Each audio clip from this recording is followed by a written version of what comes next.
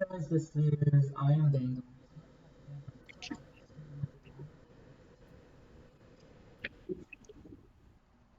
Hey, Good hey. evening. As you guys see on the title, we actually just got back from Rosemont. We did skip a couple of weeks because we were preparing for Philly, and Rosemont. I was gonna say, Gabe, did you want to quickly go over the Philly experience as well? Because that was like kind of partial of our I empty mean, space. Philly was basically well, it was the last tournament for teams, and it was our first taste of, well, technically it was our last taste of the Virgilla meta right before we actually, the next trial decks for Astacion and Virgilla got legal. So I Mhm. was able to experience Virgilla for the last time in its previous form. But yeah, I mean, our team consisted of pretty much the top three regarded decks in the game. Was it Heart Lulu, Bobs, and Virgilla? Yeah, if you I look at ended the up top eight list, from second to eighth, they all have a Heart Lulu contained in their deck, team decks. yeah, that's basically what it took. And same with Virgilla, some with Bats. I think there was like some Minerva mixed in, like maybe one.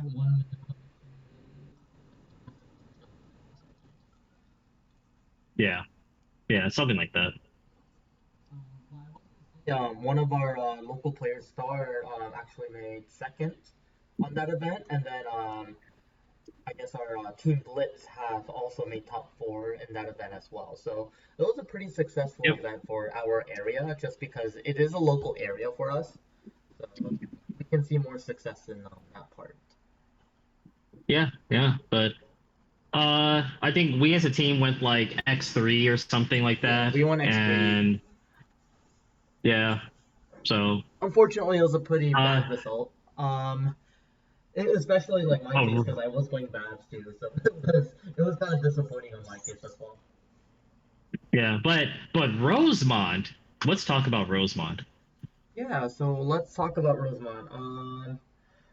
Well, congratulations to Sean from Winning Image as well, because you made your top 32 with. Thank you, thank you. Same to you, David. Yeah, and I also made top 32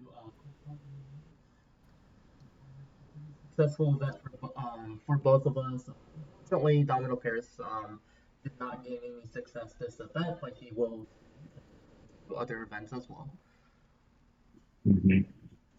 But let's how about you? Why don't you go ahead and give me a little bit about I'm pretty sure you talked plenty on your channel, but like what was your matchups, like what were you like, what, the whole experience like for yourself, because it was a last minute trip for us.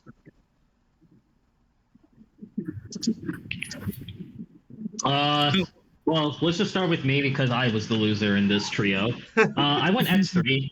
Of course, I was playing Virgilla, and I lost my first round to Bob's. I got, Bob's first round and didn't have a perfect guard the entire game.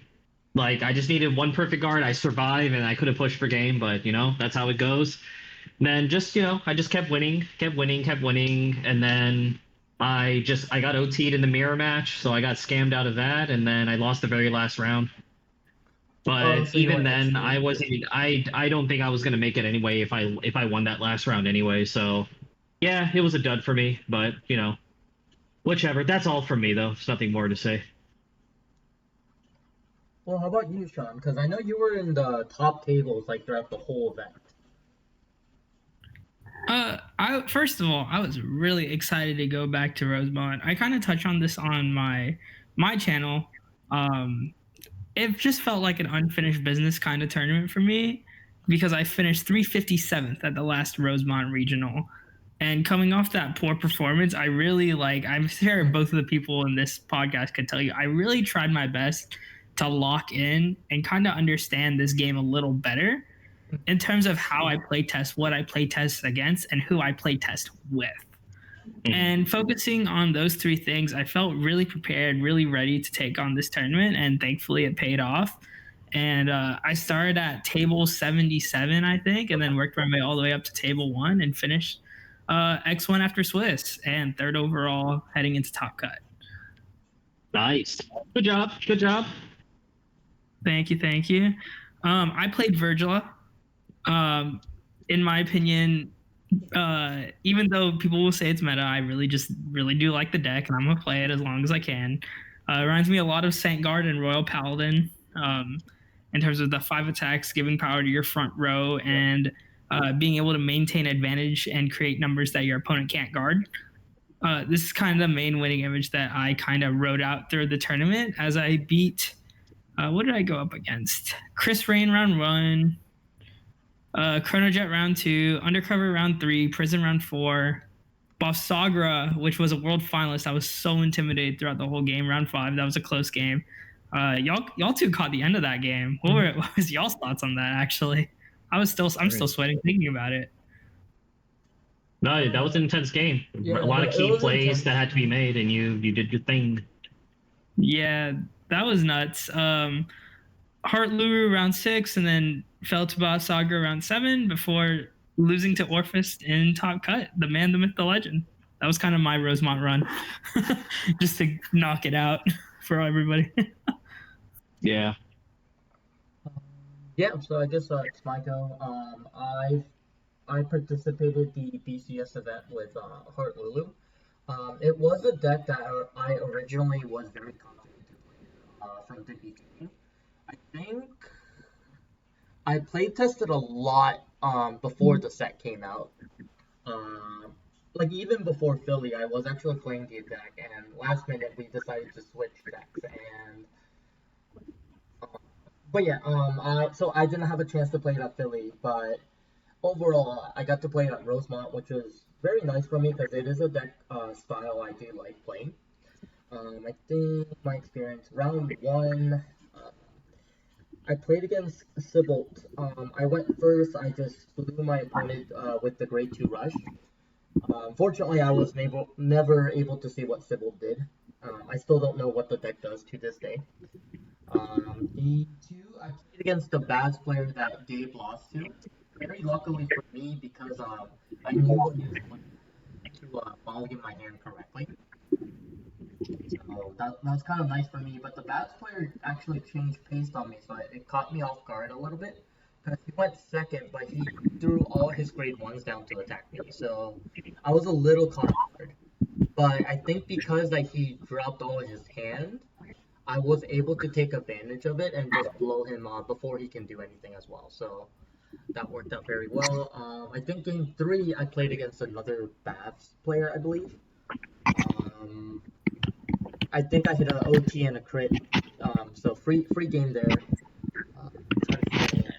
Game 4 I played against I still don't remember the name, but it's like the wolf Stokea deck. It like Graphia? Yeah, Graphia. I'm so sorry. Yeah, so I played against Graphia. They chose to go second, and they won the dice roll. So I actually kept the 15k in my hand in my mulligan, and luckily that actually worked out because he was trying to rush me for real. So I took advantage of it, and I was able to just blow him away as well. Game 5, I actually played against the guy that was second place at the whole event. He chose to go second.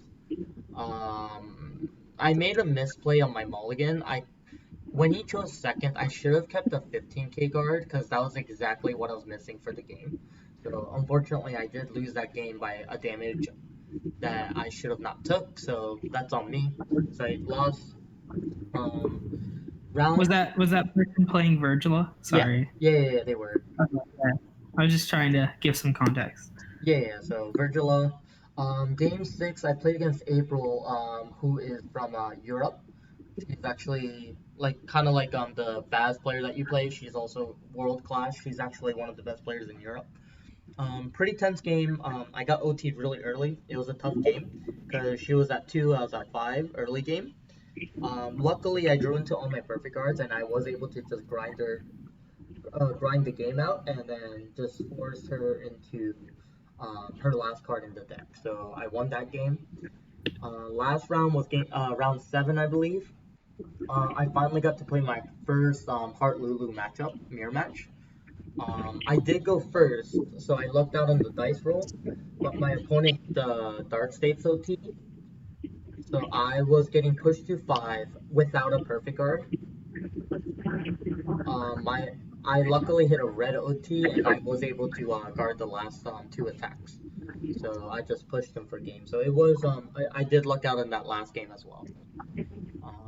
But yeah, that was my before Swiss round experience with Heart Lulu. Nice. Did you think you took the best choice for the tournament, or would you Yeah, have changed it? no, definitely. I think Heart Lulu was the deck I was confident in taking in to the tournament. One thing that one of our local players that went to World multiple times, Peter, I kind of consulted with him before I went into Rosemont. One thing that he told me is that are you one of the best players with that deck in that room? How confident are you? And I think my answer to him was that I was pretty confident with the deck going into Rosemont. So yes, I think it was a good choice to take off Heart Lulu in a way. So I think it worked out. And luckily, unfortunately, I did lose in my top 32 cut because I was hoping to just try to go up further while I already made it. But obviously, that my hand just absolutely bricked and I couldn't do anything. So, but overall, pretty good experience.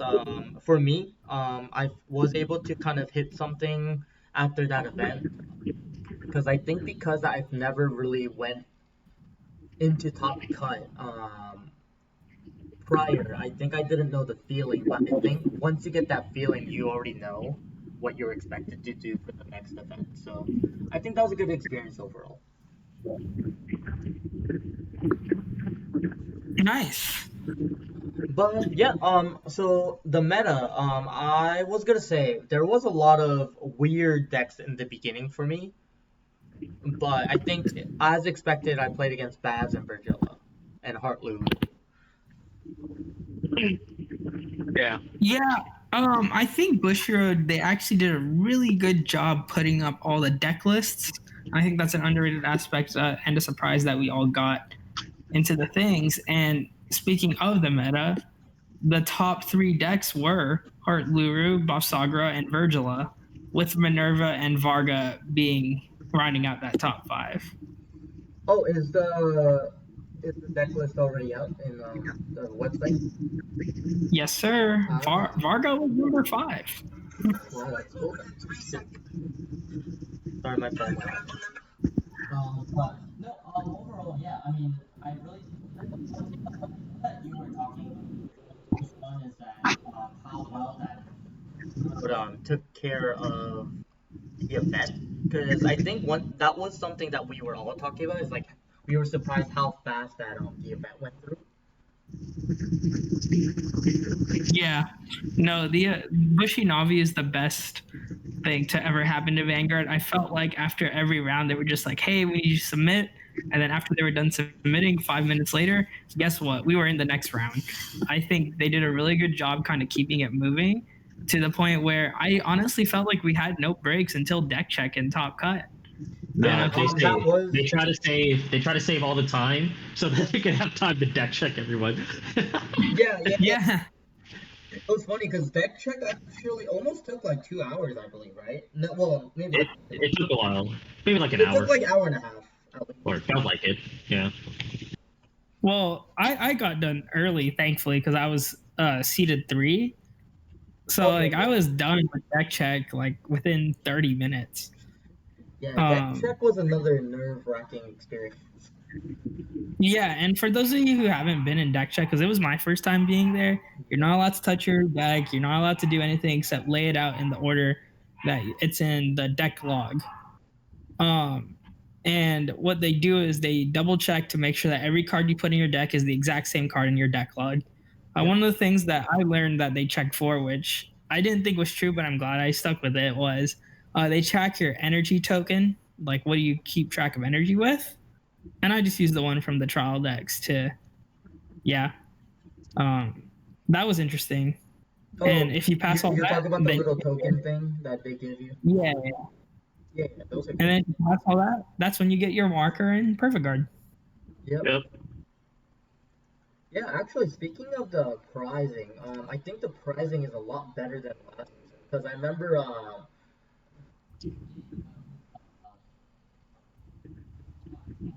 the Masanori one, but that was all he got, I believe.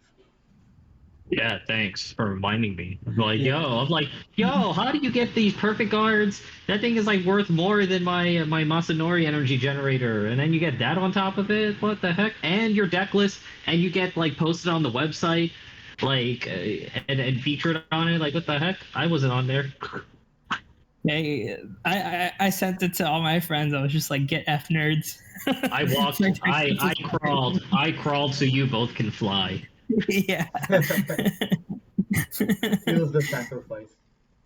No, but like that's actually a really good point. Like, what's it called? I don't know if y'all have been playing Vanguard as long as I have, if not longer than I have. And who remembers when it was just top 8 mats, right? Yeah. Okay. No. Let's actually break down the timeline here, right? The Yeah. very first regionals was double elim, no questions asked.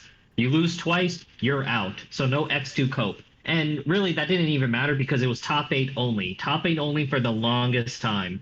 Yeah. So it's top eight or bust. So you can go undefeated to the very last round. I've seen it multiple times. Someone goes undefeated to the very last round, they get that one scam loss, and then all of a sudden, wow, they're like ninth or 10th place. Oh, Like, I what? experienced that, yeah. No, Yeah. So what about winning your shop challenge first to get to regionals? Oh, they had that? oh my god. Well, I think they had something like that. Like you have to qualify for like nationals with the shop challenges. I remember they were doing stuff like that. Yeah. There were definitely a lot of things, but I remember one suggestion. I don't remember if you remember, Sean, because I don't know if I talked about it in my YouTube channel before, but I know I talked about this in conversation. I'm just like, why don't they just do like top 32 or top 64? Yeah. You said that Like multiple times. I said, top eight is such a scam. It's It like is. it's Yeah. terrible. So I don't know if you remember this, but like I may be aging all of us here, but like, do y'all remember in Vanguardians there was like a big push for like top 32, top 64, and then like every Vanguard tuber made a video on it, and then Yeah, and it's like go to make that nationals. top 8 Mhm. invites. Like that was like a big thing. And Yeah, then the year after was the year we got day 2, right? Right. And then yeah. 'Cause I think they were experimenting with that, but I think they felt that like they'd rather just not do the day two. Which, like, you know what? I can respect it. I don't really hate it. yeah, So yeah, there's a lot of I think there's a lot of improvement. I think tournaments have been moving very efficiently. I think yeah, the tournaments have been doing good with the Bushi Navi. I've never, at least I personally haven't heard like bad judge calls. Uh, this past year or so. And I don't know. I felt like the tournaments went smoothly. Top 32, you get rewarded, and I still have my own personal criticisms about like the tournament structure itself, but I think Bushiroad has been doing really well. So you got to give credit to them. Yeah, no, I mean, they came a long way because I remember, like, I mean, we all remember that was like absolutely worst experience. So, I mean, compared to that, like now, this is Their planning is a lot better, much better planning. yeah. I mean, I really think like the Bushy Navi really changed the game of these events because now they can predict how many players are coming. Now they can cap a tournament so other people don't waste their time there if it's capped out. I mean, better. I mean, sometimes like I see other people on Vanguardians or whatever, not like just some like public event, but like to me, I think this is really good and how far they came. The prizes are great. The fact that two is great. Well, The people are one, complaining about premium. That's the like, oh well, that's the complaint. that's a whole different ballgame and a whole different conversation. But Yeah, yeah, we're not gonna get into that. in general, like the tournament itself, this is a huge improvement. I really do appreciate like how nicely it's been ran. Yeah, no, I agree. Yeah, and what's it called? I think Bushy Navi is the best asset ever created for any card game, personally. Agreed. Not for any I, card game. Let's not put it that way. But I would definitely say for Bushiroad, this is the one of the best things ever. So why I say that is, even though I don't have experience in every single card game, Vanguard is the one thing in terms of, if you play the official format, you could play it from at your locals all the way to the nationals, all the way to the world championship. And Bushy Navi makes sure that happens. And say what you want about all the tiebreaker and little minute rules about it, I can appreciate that. You could constantly check your ranking. You could constantly check your opponent's ranking. Yep. You could constantly just see all this information throughout the tournament that you normally wouldn't get with a regular tournament system from your phone. And you could pull up your match history at any moment in the world. I just really like that. That's why I say it's such a nice, really asset to have. Because I wouldn't be able to tell you all that I made 357th all the way to top 32 if I didn't have that, personally. No, I mean, I agree with that.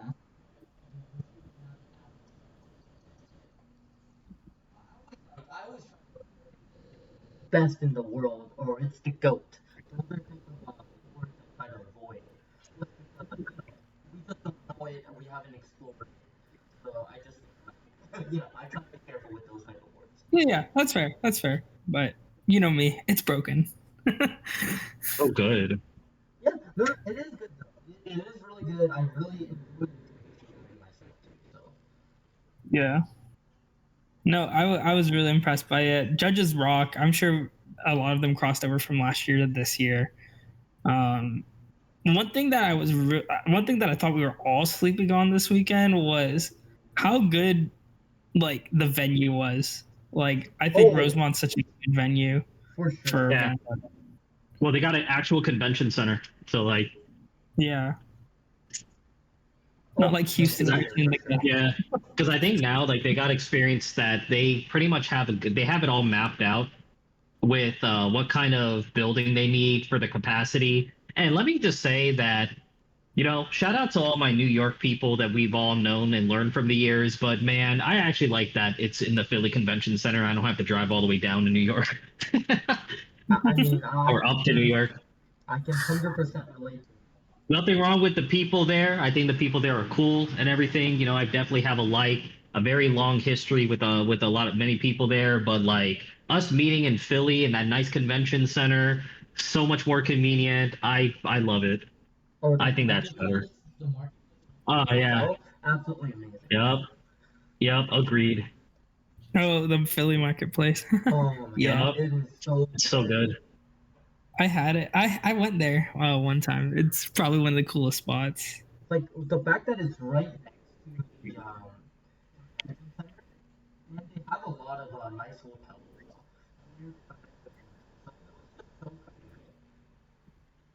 Yeah. But I think we have Rosemont experience overall though. Yeah, Rosemont itself, I would go 10 out of 10. I like going there. It's fun. Really quick, because we're talking about the subject while it's on my mind, we got to give a shout out to the people that we met. Of course. Team Absolution. I finally met them. This is y'all's second time meeting them, right? No, we met plenty of times. They're an OG like us. Yeah. No, yeah. I've been watching them since I was 14. That was really cool. I mean, they took over the Vanguard tubing scene for a while when I like kind of stepped down and stopped uploading. Yeah, and that's why like I hate when people say like Vanguard tubing's dead whenever X content creator leaves or whatever, right? Just because like I've never seen like Vanguard tubing being dead as long as people are playing, and like I think dead is such a strong word just because like where there's like a lack of something, there's opportunity. And that's when you find creators like Team Absolution who are a fantastic group. And I could honestly say, great group of guys in person now that I've met them in person. Love them. So that was really cool for me.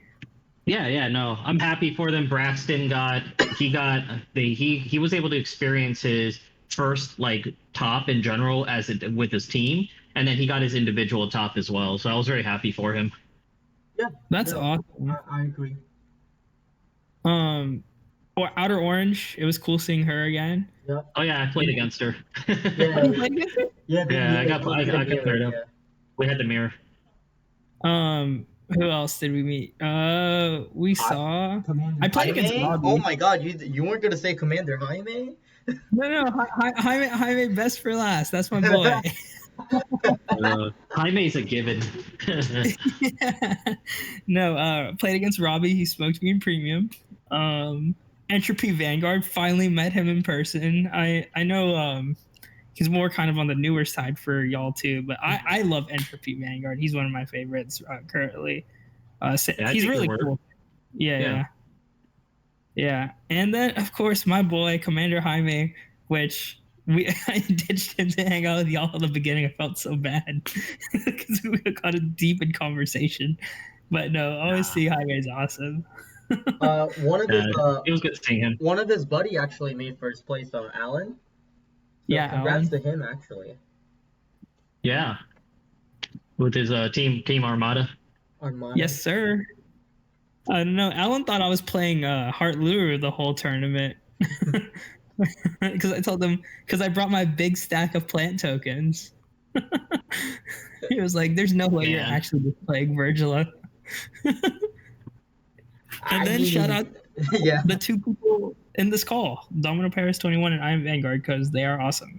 Actually, we had a decently fun time. Well, although like we didn't really get to do too much because we were just like playing and then going to sleep, and then same thing the next day. So I mean, we weren't like doing too much out of just at the venue. But yeah, no, it was great because we got to have some good conversation. We got to see you make your videos. It was fun. Yeah, you guys actually got to see me make the videos in person. And I think Gabe got a little more of this, but like how I kind of put the story together for some of my content, even though I film it out of order every once in a while. That's a process that not many people get to see because I think every Vanguard tuber is different.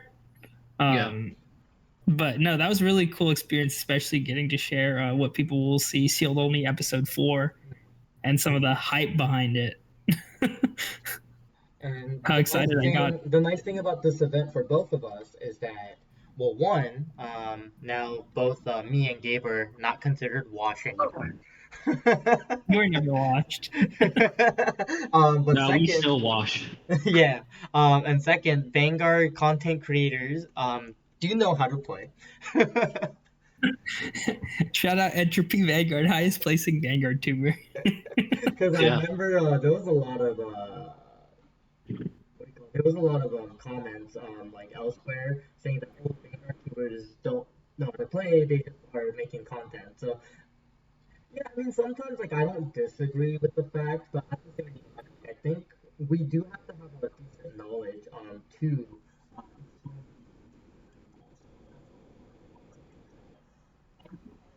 is Yeah. in Vanguard especially. And I think I always. yeah, go ahead, Gabe. Oh no, I was just saying. I mean, it really. It's just Vanguard tubers. They tend to. Their target demographic is going to be a different demographic. Like if you're like an established player yourself, or you already know what you're doing, most likely you're not going to need a Vanguard tuber. So of course you're not going to relate to them, and you probably are already better than them or at the same level. So of course that's how you're going to feel for it. But I think for a lot of people who are trying to dip their hands into the game or trying to learn more stuff, like I think that's where it's beneficial. So the stereotype is always going to be there, but I just think that like people overblow it. Yeah. But yeah. Anyway.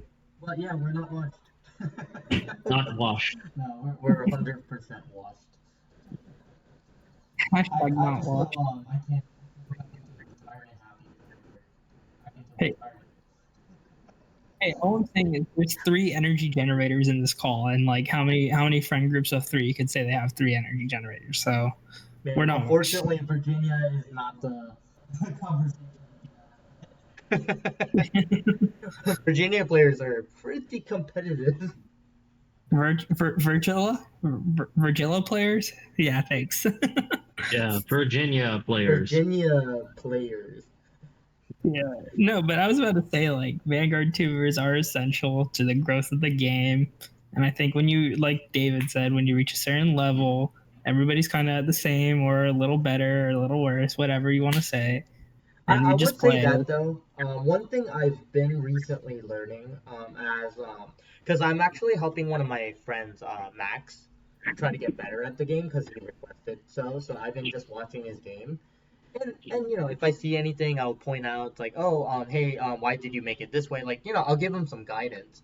And one thing I have been noticing when Max plays against like newer players that are still little unexperienced, he does really well.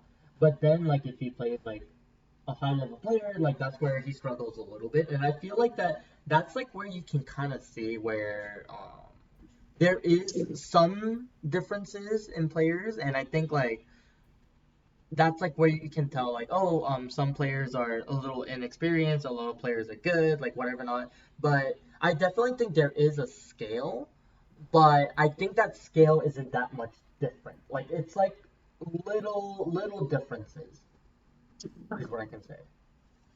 Well, that's really what separates the the more competitive players versus the others.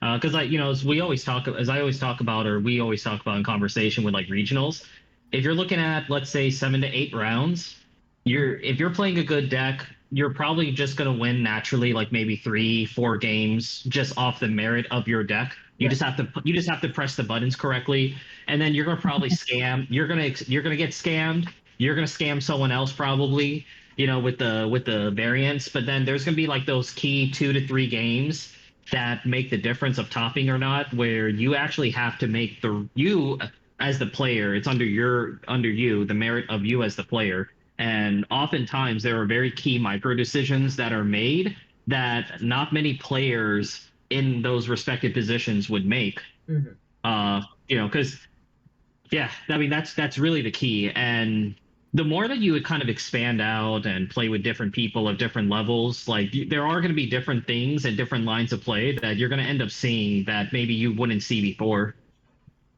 So, Right. Those small it's very micro important who decisions you will play with. change. Mm-hmm. Who you play with, who you play with is very important. I agree. That's the only reason why I think I got better rather than just I tend to get very stuck, right? Like I have friends that I play with on the regular and I only play with that Everyone group. does. But then once I start playing locals actually with intent and changing because we have like multiple shops here in Houston and I just started changing which locals I go to. Of course I have one that I really like, but playing against new players, playing against new decks that I haven't even seen or heard of before until I played against them. Um, definitely made me a better player because like to your point, Gabe, on Vanguard tubers, like I felt like I didn't get good at the game when I was younger until I found your page and I started watching how you play, and I just kind of mirrored it, right? Mm. But like there comes a point where you actually have to play the game, and you'll get it, Right. Yeah, I agree. Yeah. So matchup knowledge, different players, different strokes. Yeah. So as I always say, the old saying goes that if you're the smartest person in the room, find another room with people smarter than you.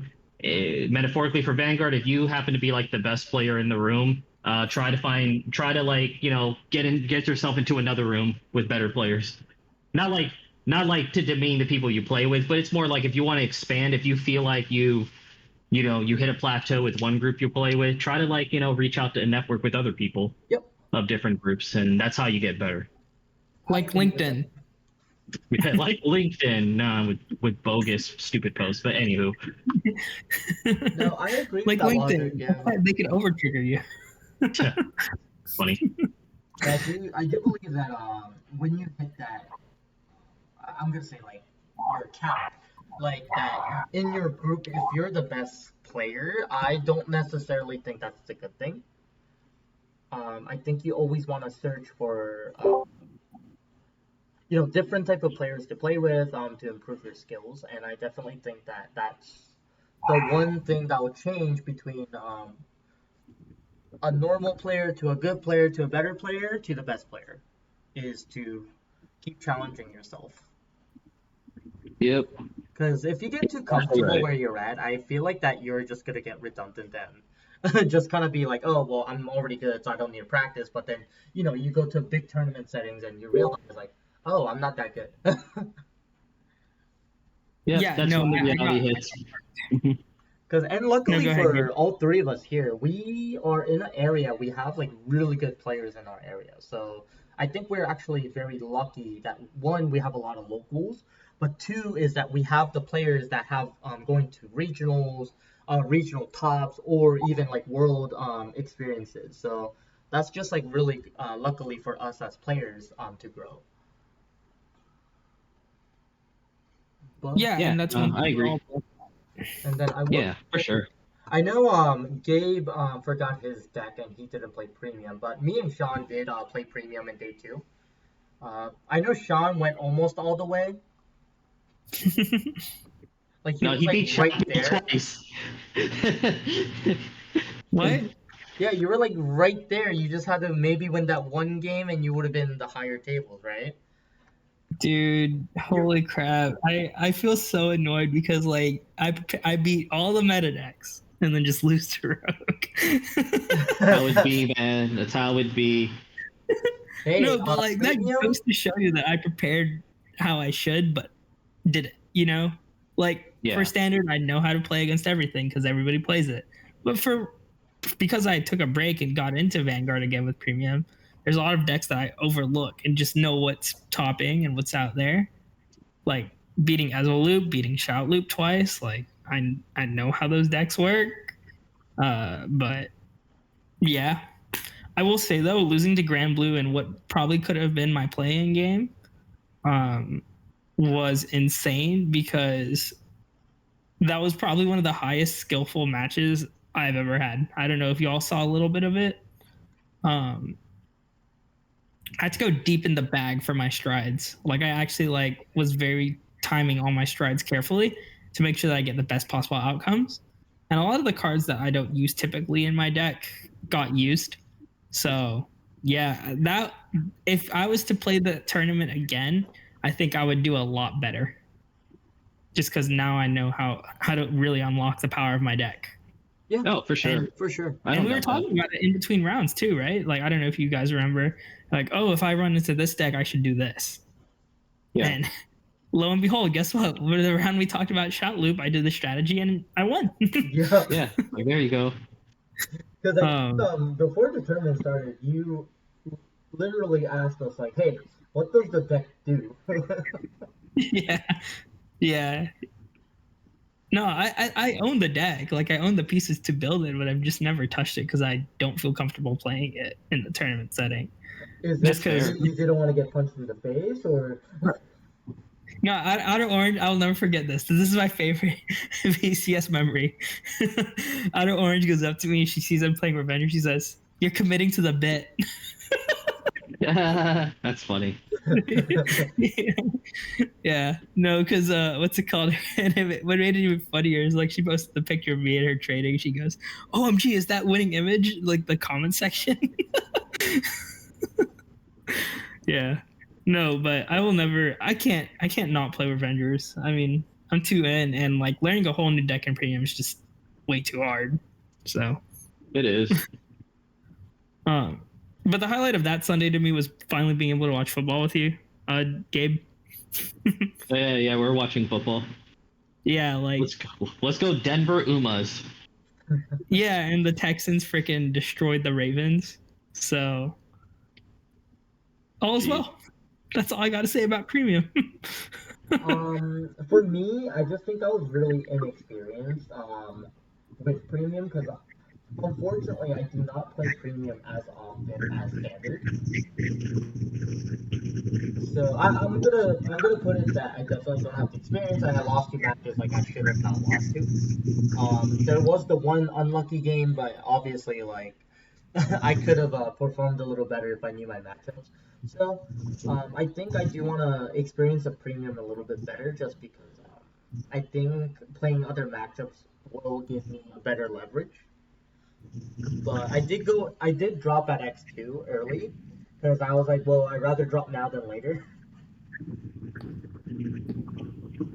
So yeah, my experience wasn't like the best with premium, but that's just because like I played poorly, not because like not because of anything else. So Yeah, and thankfully we'll all get another shot in Pasadena, right? yeah, this time I might play something different. So, do you think this is the last year of premium? While we're on the subject, That's a good on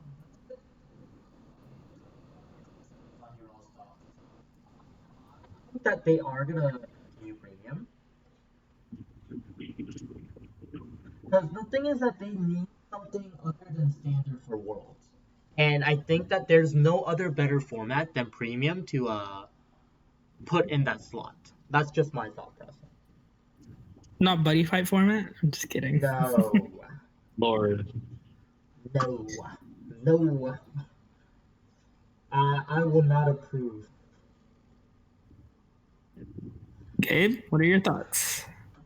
I mean, I put my tinfoil hat because Divine. I was anticipating Divines to end soon, but we still have at least another season, maybe two, until That's gonna be Divines. another like three seasons. I honestly think that Divine's going to be over maybe by next season because now we're going into the world's going to blow up again. We're done with our filler like season, and now we're back to the hey, the world's going to blow up if you don't like if you don't beat me in a card game. If you don't beat me in a card game, the world's going to blow up. We're back to that phase again. So that's usually where they introduce some mega ultra BS stuff, la la la, to kind of finalize everything, and then we have the final villain boss deck, and then that's pretty much where they say, okay, cool, that's the end of this format. So I'm assuming that once they do that, premium is going to get revamped so that they can incorporate energy in it, and it'll be like a brand new format. They'll probably just say, combine D, and maybe they'll combine like I don't know, maybe I anticipate them maybe possibly creating a brand new format, premium related, and then they're gonna give like a support for it. That's the hardest copium I can make for any premium lovers out there. Here's my take. I thought about it and I just thought this made the most sense. Where premium's gonna stay the same. They were just gonna see how we react to it and see attendance numbers for other formats. Just because Japan's finally doing premium tournaments this year, and we're still having it regardless of if if it's being axed down or not. Some people are doing buddy fight, whatever. Houston's doing buddy fight. I'll be mad. I think Heat Elemental Magnum gets errata, gets distributed as a mass promo, and says when you ride your grade 1, reveal this, you get an energy generator. Ooh, baby. That's my copium for premium, and I think that fixes a lot, changes a lot, just because now every card actually does support the format. Oh, speaking of I that, think real Aqualiva, talk, real talk. The promos set 12.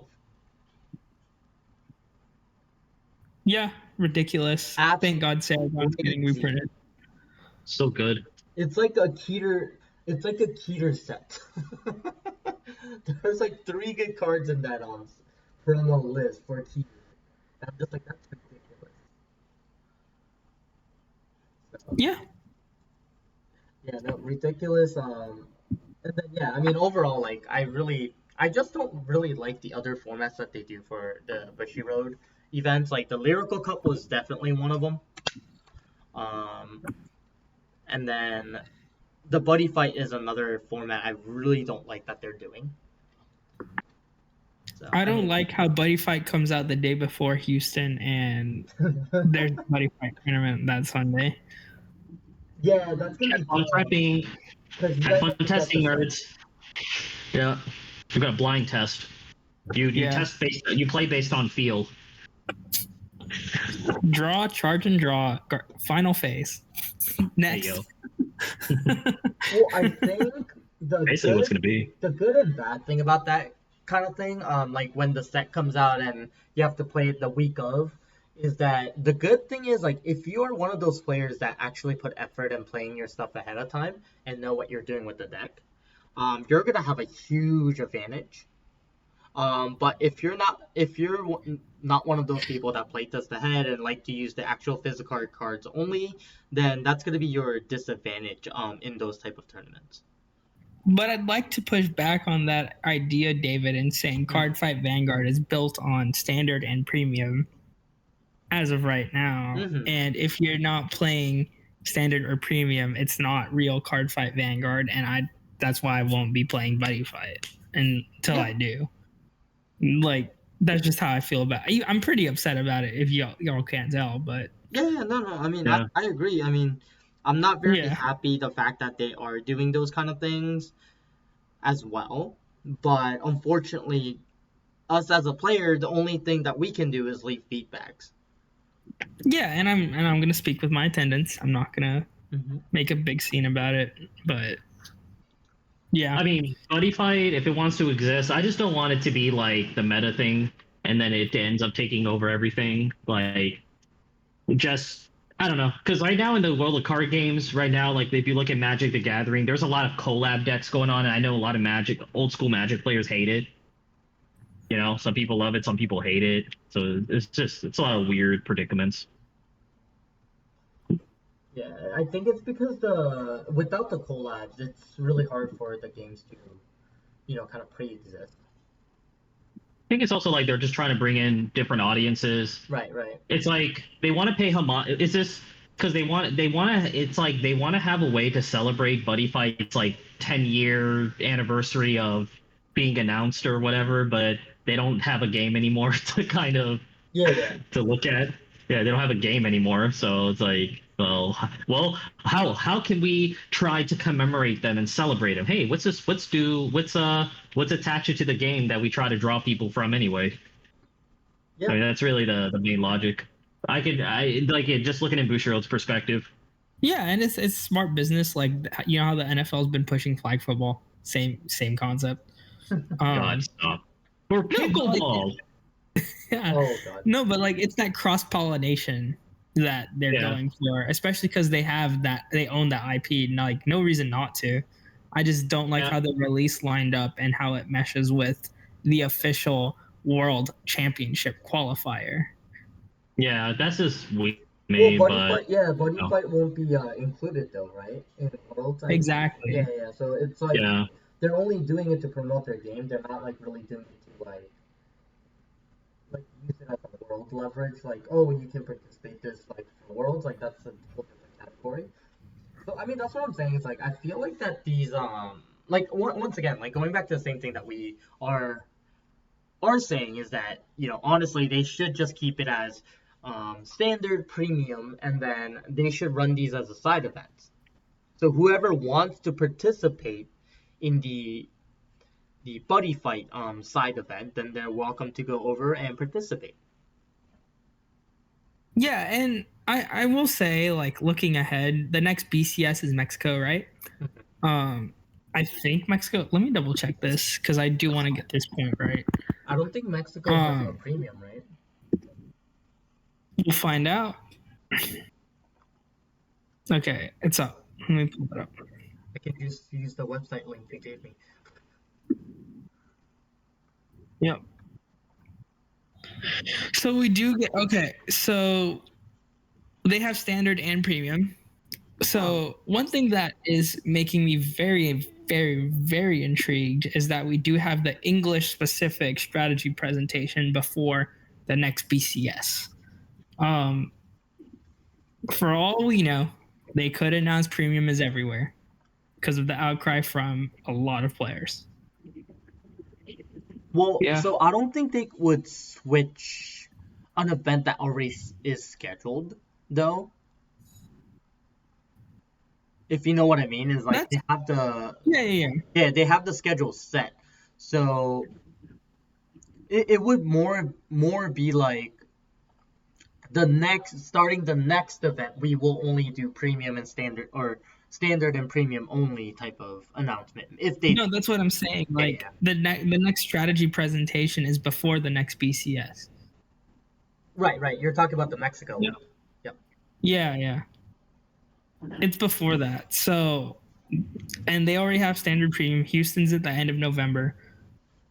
If they announce standard and premium both days for the rest of every BCS and all these cool things become side events, that's the biggest thing on my bingo card. Yeah, but like I said, once again, if they already announced that Houston is doing Buddy Fight as their day 2, that's set in stone, though. Yeah, I know. Yeah. But it would be nice. It would be nice. It's the biggest cope. But luckily for you, all the other events that we're going together will be premium. Yep. And then, Thank God. yeah, and it's so ironic because they're not doing premium for Philly, and I actually think that's the biggest, as you would say nowadays, cope. Yeah, I think that's the biggest disappointment because Philly brings in like one of the biggest audiences.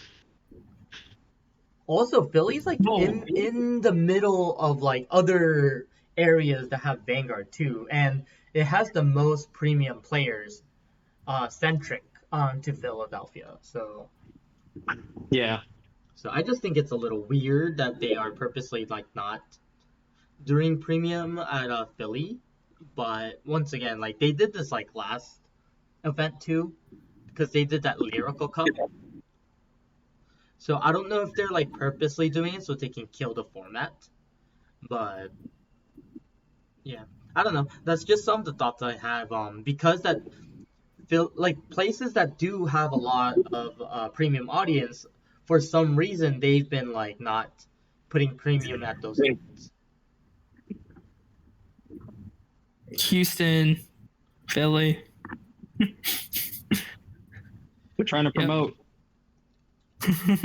Yeah, so it's just interesting how this is going. So, but yeah, no, I think overall though, I am excited to see other results because there are 7 tournaments in Europe. There is 8 in Asia, which obviously are not related to us. But yeah, I'm excited to see overall how everything turns out because if we accidentally make to Worlds, I mean, that's another experience that we can put on our podcast or our channels. So I think that'll be kind of great. Certainly. I mean, I say accidentally because you might have a wonderful day. No, you just trip. You trip and like, oh damn, I'm in the final table. How did I get here? Yeah. Bro, I still couldn't believe I was at table 1. Hey man, I was in table 1 in the first round of premium. Oh, really? Yeah, he Yeah. was. That's insane. Dude, I had all the cool numbers. I had 76, 69, 17, Oh, that's true. 7, 2, Oh, 1. true, yeah. You're the real winner. Yeah. Number wise, yes. Yeah. Nice. All right, Nice. so real talk. Next event. I know Sean definitely is going to Houston because he lives there. There's no reason why he shouldn't go. But we I'll are protest. Yep, we're also going to Pasadena. So the meta for Pasadena. Do you guys have any predictions how it will go? Or even Houston, what's your anticipation for Houston actually? Okay, so I had a talk with one of my friends yesterday about this, James. All right. And we talked about like what's going to be good in Houston, and we came to the conclusion that I love all of my decks, but I'm just going to play the same one. Just because the meta isn't really that drastically different. It's going to be the same top 5-6 decks with Vice Ruger, and that's pretty much it. Do you think Vice Ruger will actually impact the meta? Yes, that deck is actually really good. I really also think people are sleeping on Argo Siren. I've said this before on this podcast multiple times. I think that deck is actually really underrated. You have to hard draw into the last order, but if you get everything all set up with your combo pieces, that deck I don't think loses as bad as people think. If you can maintain somewhat of a hand. But Weisberger, I think people are sleeping on. I think that deck's really good. Leo Draconis is I think it's a deck that you should test for. Drajuled, really good if they make it to grade 4, just because that's when they could do their big restand 5 attack plays and put you at 1. So same strategies. But I really think one of my local players put everybody on the map to Blangdemeyer. Oh, And yeah, I know which one. yeah, Trenton. Yeah, Trenton. And I think that's a deck that most people weren't considering for a BCS format. Yep. But after seeing it do well, I'm curious to see if there's going to be a shift. It'll be a dark horse for sure. Yeah, just because I think you put Blangdemeyer in the hands of a player that knows every matchup and they get a little lucky, it can't lose. Yeah. And yeah, that's really it. I don't think set 10 changes as drastic as people think. It's set 11 when everything kind of opens up, just because you have the crossover dress Leonorn. I know we have Jude Paris in Houston, so we're gonna have to deal with Leonorn at some point. Actually, on that topic, that you guys brought up, the set for set 11 just came out in Japan, and the first Freedom Duo, like the shop tournament on Freedom Duo actually was out, and a lot of the decks that won at their shops were actually Leonorn and the Prison deck. And Bafsagra crossover dress. Yeah. So I think, yeah, I mean, honestly, like when we are at Georgia, definitely the meta is completely going to be a new shift. But I definitely think it's going to be like potentially like Prison, Leonorn, and Virgilla meta. And then everything else is either going to be down a tier or like not it, or they're going to be on the last of that tier list. Bafsagra will really depend on the ban list. Yeah, that's what I was about to say. I really think we should. I want to look into that Bafsagra crossover just that, because I think giving rear guards drive checks, especially when you have restanders, is pretty broken. But neither here nor there, not yet. Well, that's probably why they have to cut down the Trick Moons. Yeah, Labubu baby, Trick Moon. Labubu. I definitely think Heart Lulu might get power crept out. I still think it will be in the higher tier ones just because the deck is so consistent. But I think that it will eventually get power crept by like decks like Prison. Because Heart Lulu already has problems with those type of decks. So I definitely think that when some Prison is more actively used, that will be a problem. But also Leonorn coming out in the format is going to be definitely a problem as well. Yeah, Leonorn might be the best deck in the game. I think more weeks will show. Yeah, it's usually it's always going to be like is the control deck stronger or is the Rust deck stronger? And that usually shifts the meta depending on which one wins out of the two decks that came out. Yeah, I agree. I think another sleeper is actually Chris Rain. Because Chris Rain's support is actually on the set as well. I think that deck is a very sleeper deck as well. It's a very explosive deck. So I would actually put that in the dark horse list as well, personally. Yeah, Chris Rain's good. So those are I think I don't think the meta is going to necessarily. I think the meta will expand a little bit more, but I don't think anything will be redefined. Like the good decks now are still going to be good decks later, and old meta will probably make a comeback with some new support, depending on the speed and pacing of the meta. Because right now we're currently like in a high tempo late game format right now. So the really hyper aggro decks is supposed to kind of balance everything out. So we're gonna see how everything shifts, because actually right now, what's interesting is like out of the top decks, right? Like Bafsagra, Virgilla, there's actually discussion that you want to go second. So whereas before the default was always go first unless you're playing Stride, but now that's changed. Because it's already interesting enough if you anticipate playing, like if you're a Virgila player and you're anticipating to play Heart Lulu, then you should go first because you don't want Heart Lulu going first against you necessarily. But then with here, right? But then if there's no hyper aggro decks like Leonord and such existing, then it's usually a safe bet just to go second. But now it's going to kind of like really push that discussion further of like, you know, should you go first, should you go second, if you play these certain decks. So I think it's very interesting to think about. Yeah, I'm happy with the game right now, minus the PG checks that we had here. I've been saying, we've been talking about over the weekend too, Sean, or even David, is just that we're kind of hitting that pivotal point similar to what G era went through before they got G Guardians, because everything was just too big. Everything was way too big with multiple attacks that it was just tough. It was impossible just to drag out a game because you just don't have enough to work with. And then it's a PG check. You have to hopefully draw all your your PGs in time. So G Guardians was introduced, of course, to kind of be that at a second helm or so to just get just an additional defensive resource. And I think we need to see something like that more expanded more now. It could be like an energy mechanic or generic staple mechanic that can be, or as we saw if you, with the Raziel, you know, with the latest support they had, you know, they had like grade ones. I can't remember the name of it, but like you can kind of work with them off the field to get extra shield to work with.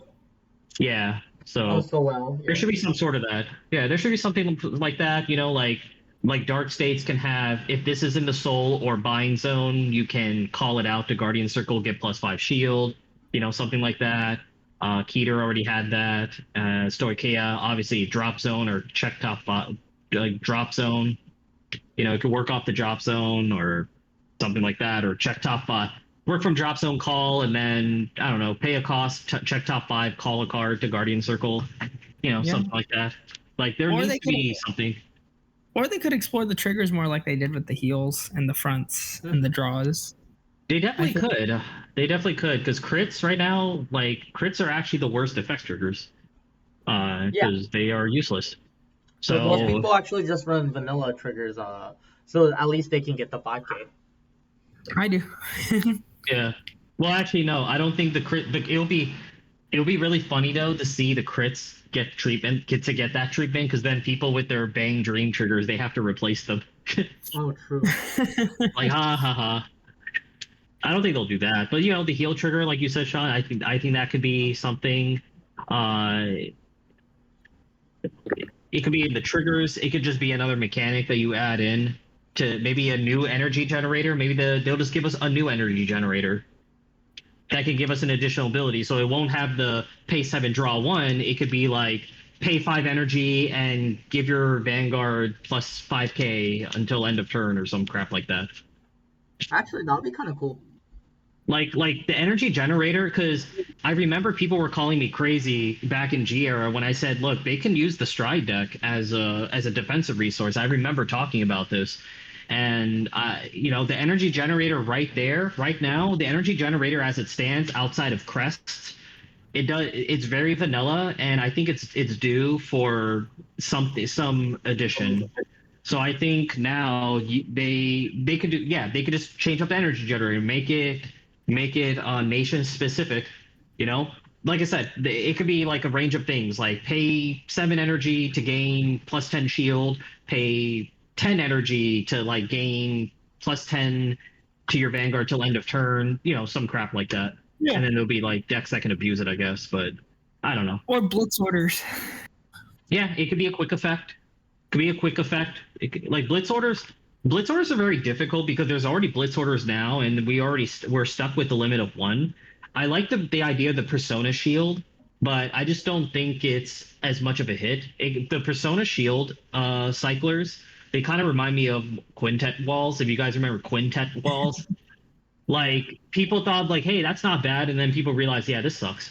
Like Quintet Walls was a failure. Like it was not good. I see what they were trying to do with those, because they wanted because that there was Legion, like they were hoping like, oh, we would use the quintet walls have 4 extra cards to put back with Legion, but yeah, it just I think this was before Legion too, with the quintet, if I recall.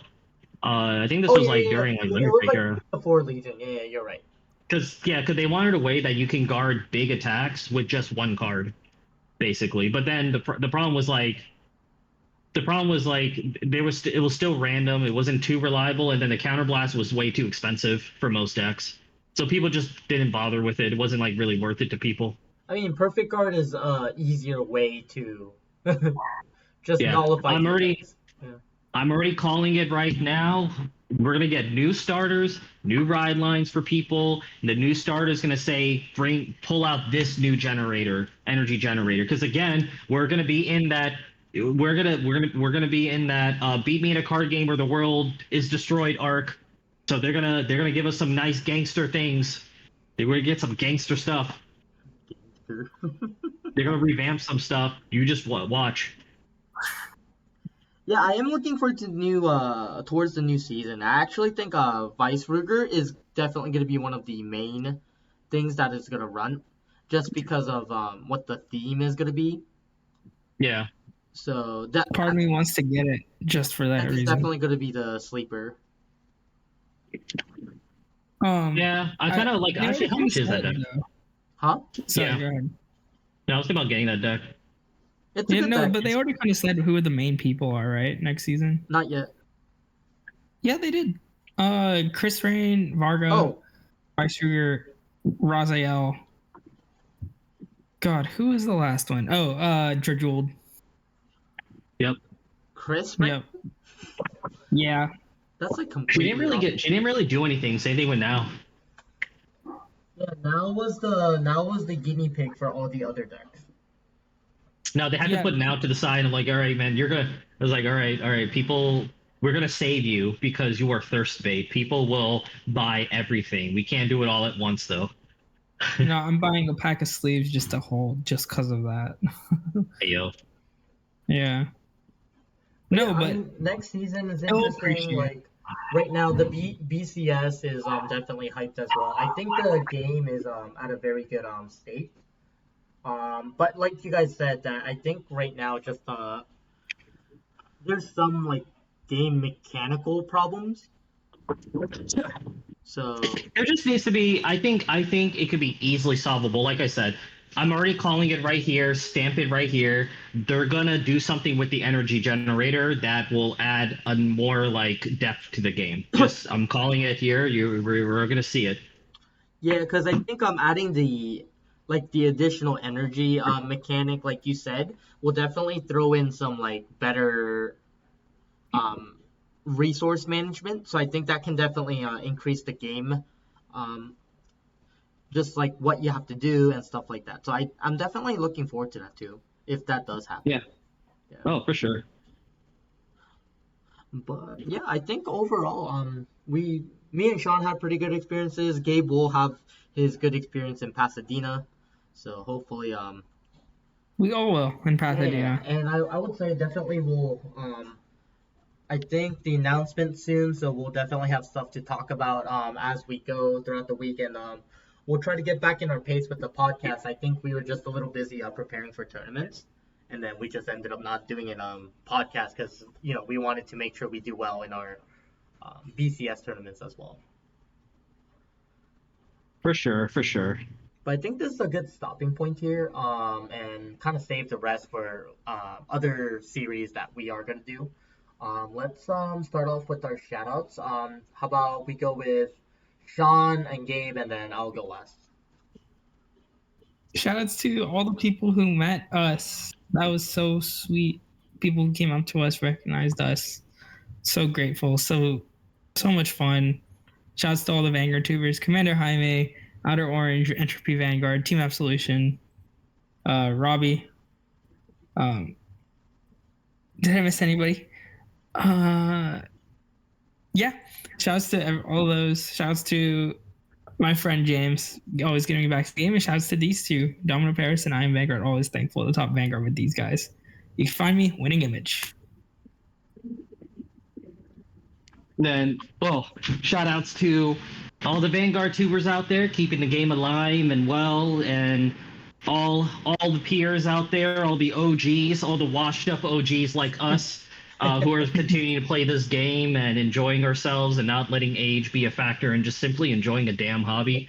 I'm gonna be forever playing games until the arthritis in my fingers stiffen up, and then I have to resort to playing with my mind in VR. Because by the time that happens, we will have the technology, believe it. But looking forward to future regionals. We're definitely going to be trying to make a splash in it and just have a good time. And shout outs to everyone in our locals and our local community. All right. My shout out's gonna be slightly different. It's gonna be a little personal as well because I've actually had a lot of assistance, getting to this far. So first of all, I'll shout out to JP's Curtain Call. Um, Look up the link down below and check out his website. He does not have Vanguard singles anymore, but he does have the dices and other products as well. So please take a look at his website. Shout outs to Blue 52 Cafe in the Philippines. Make sure you guys check it out. Pretty interesting drinks. A lot of good food. So shout outs to our local player Star.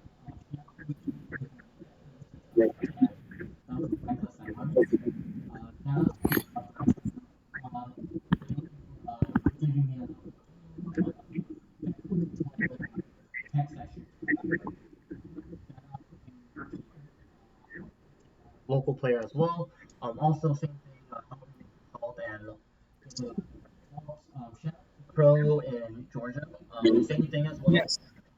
A lot of consulting and a lot of giving me a lot of opinions and also like cheering me on even in the top 32. Even though unfortunately I think he stopped at top 32 as well. So shouts to Crow. Let's see. And then obviously shout outs to Gabe for helping me playtest when we're just casually just watching TV. Usually we put on Detective Conan or One Piece while we're playtesting. So shout outs to Gabe. Shout outs to Sean hotel that we got. It was actually a nice hotel. It was pretty clutch. It was Yeah. clutch for sure. The couch was a lot bigger than I thought. I actually enjoyed sleeping on the couch for once. Yeah. So it was great. So shout outs to that. And then shout outs to Commander Jaime because I know that he originally was gonna take us around, but Alan ended up doing well and he was watching Alan. So let's still shout outs for him to even consider that. So and then obviously hanging out with us for the whole day too, because usually if you're not doing well in a tournament, you don't want to be there, but he stick with us until the end and cheered everyone on.